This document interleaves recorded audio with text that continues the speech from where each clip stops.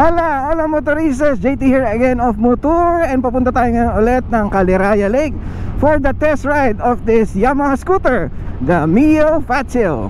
Let's go! Ganda talaga dito sa Los Baños. Ganda talaga ng nature view dito, motoristas. Okay, so itest natin ulit as usual sa mga long stretches, sa mga twisties, sa mga paahon at pababa, syempre sa traffic din. At syempre titingnan din natin ang comfort at ang fuel consumption. The Mio Fazio has a retro modern style that may appeal as timeless. It has LED headlights for better visibility.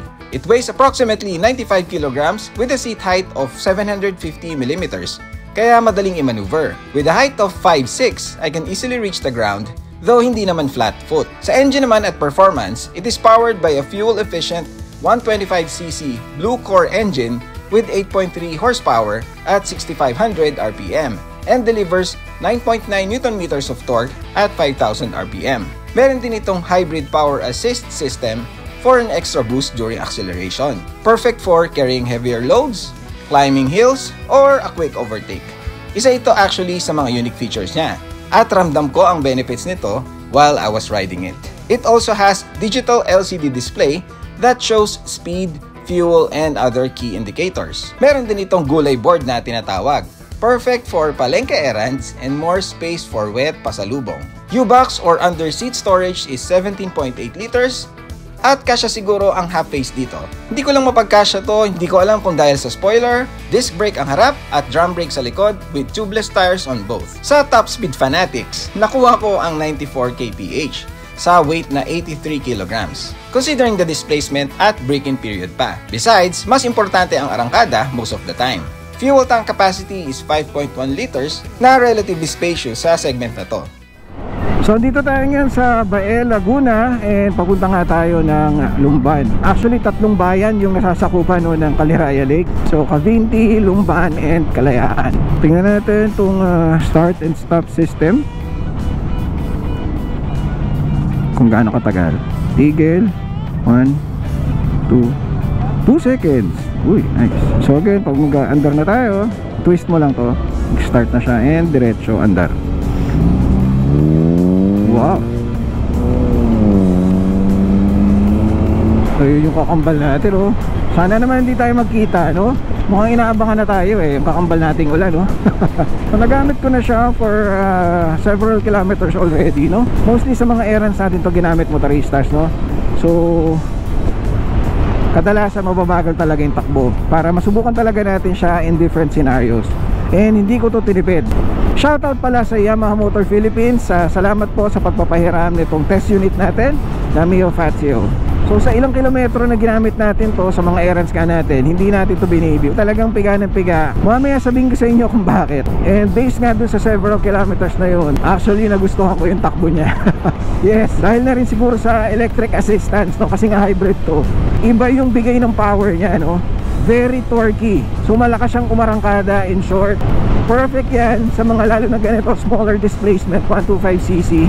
Pero ito, parang pumapantay siya sa, hindi naman 150, siguro parang ang power niya is equivalent to 135cc. Yun yung unang-una kong napansin sa kanya, which is very enjoyable, to be honest. Yun yung hinahanap ko kasi minsan, no, sa ibang mga 125cc, lalo na pag mga traffic, kailangan mo bigla ang marangkada, kailangan overtake, ibibigay sa'yo nito yun.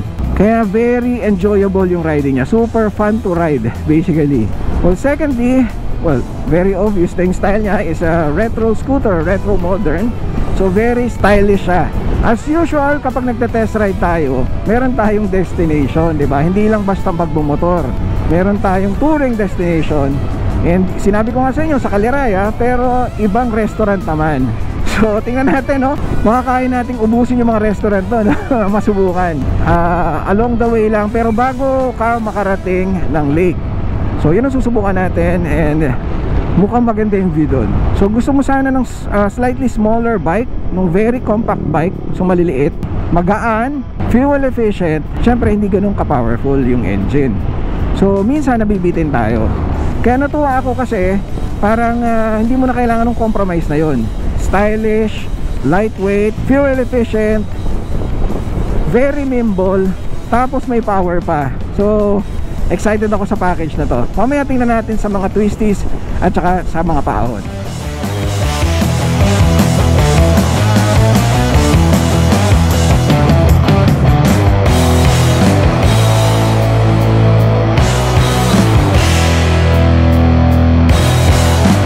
Hindi masyado matraffic ngayon eh. Parang nalungkot pa eh, no? Kaya masubukan natin. Pero nasubukan ko to nung pumunta nga tayo sa palengke. Nag-check tayo ng kung ano doon. Namili tayo ng kung ano-ano. And iba-iba ang pagiging nimble na to. Sobrang gaang dalhin. Tingnan natin yung arangkada nito. Okay, from 0.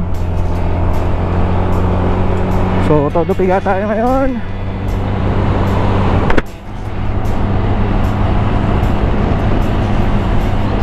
At continue ko.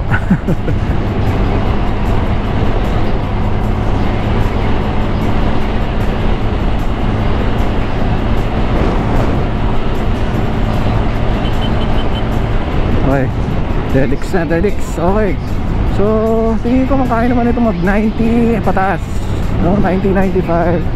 So this is not the best venue for doing the top speed.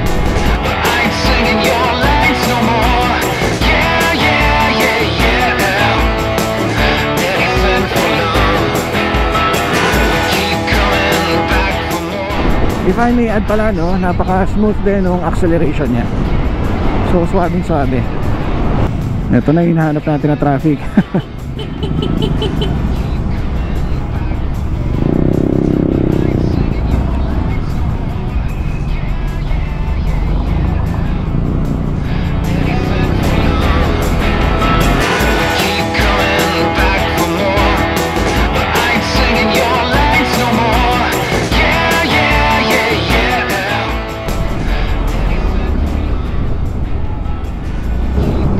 Brakes na very responsive. Okay, so it inspires confidence. Syempre best manner of braking pa rin is parehong front and rear combination, no? Turn right, Kaliraya. Okay, let's try the twisties.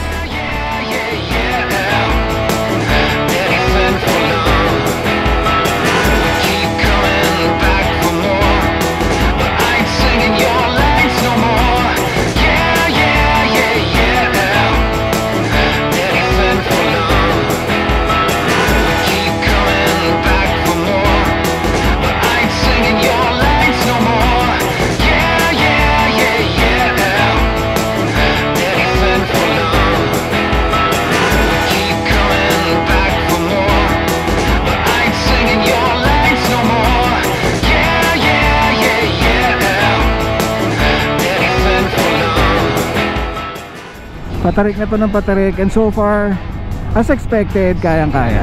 So sa twisty, sa mga kurbada, makapit ang gulong and bibigyan nga siya ng confidence. If I'm going to rate it from 1 to 10, 10 being the highest, sa segment na to again, sa segment na to, 125cc segment na mga nagamit ko, this is a sa kurbada, this is an 8.5. Wow! Sa mga mahilig sa twisties dyan, kung gusto nyo dalhin to sa Cordillera or sa mga bundok, panalo to. Hindi ito magpapaiwan sa mga kurbada. Good job. Hindi talaga ako magsasawa sa'yo, Kaliraya Lake. And this is the lake.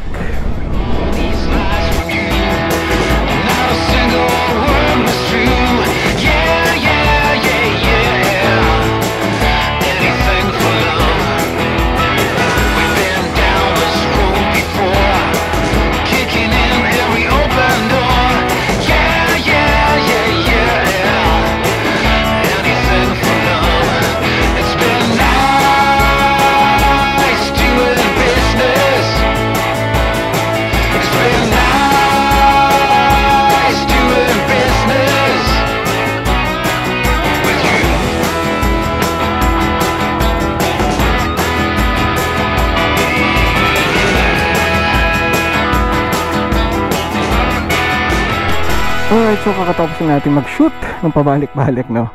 Enjoy naman natin to, nandito na tayo eh. So bago tayo kumain, syempre laging unang work. Una kayo palagi. Nakaka-relax talaga dito. Sobrang peaceful. So kung try nyo makinig, buksan natin yung yan, yung ating helmet, yung modular flip up natin. Yan lang yung maririnig nyo. Hangin lang, mga manok, ibon. Sobrang peaceful. Alright, motorista, so andito tayo sa Yamshi. So first time ko dito. Matagal ko na itong nadadaanan, pero ngayon pa lang tayo kakain dito actually. Makita ko ulit yung view mula dito sa dining area. So ito yung mga tables nila. Ito yung view. Ganda ng pwesto nila. Sobrang relaxing. Kaya lang nandun yung kakambal natin, maabutan na tayo. Okay lang yan. Gusto kong enjoy to. So kung mahilig din kayo sa ganito, actually pwedeng solo lang kayo or pwedeng group ride kayo. May enjoy nyo tayo itong view na to. Ganda. Perfect to sa mga weekend rides. Kaya tingnan natin yung food. Yan siya, post na lang. Or actually pwede nyo itong hanapin yata online, no?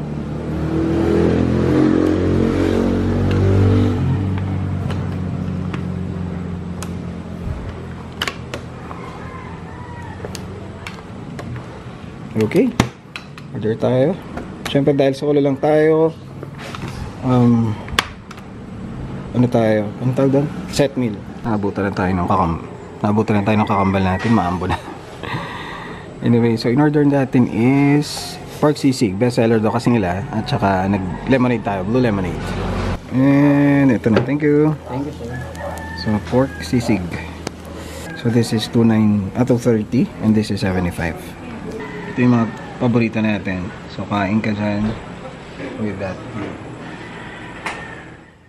So again, this is the Yamaha Mio Fazio. So orange yung colorway niya and ito yung mga available colors, no? So this bike has the Yamaha signature blue core technology, which only means na with this technology mas mataas yung power output niya, pero yung fuel consumption niya hindi ganun kalakas. Mas matipid siya at the same time mas powerful. Kaya mafe-feel mo talaga yung difference niya sa arangkada lalo na. So, ito yung light niya, kitang-kita nyo retro style talaga siya. So meron tayong indicator lights din dito sa magkabilang side and Yamaha logo here. So ang gulong niya is 12 inches diameter, no? And tubeless na rin siya. Meron siyang disc brake sa harap and drum brake naman sa likod. So again, parehong tubeless. So meron siyang 125cc air-cooled engine. So dalawa ang packets niya, no? Meron siyang open and meron ding may lid na meron ng power socket sa loob. Then meron din siyang mga hooks dito. Meron sa harap and meron din dito sa may seat. So perfect yan talaga pang pamimili nyo. Talagang gulay board na gulay board. So very functional siya, multifunctional. Meron din ito, tinapalitan nila usually. Ito yung grab bar sa likod, pinapalitan nila yan kung gusto nila maglagay ng top box, no? So tingnan natin ngayon yung display.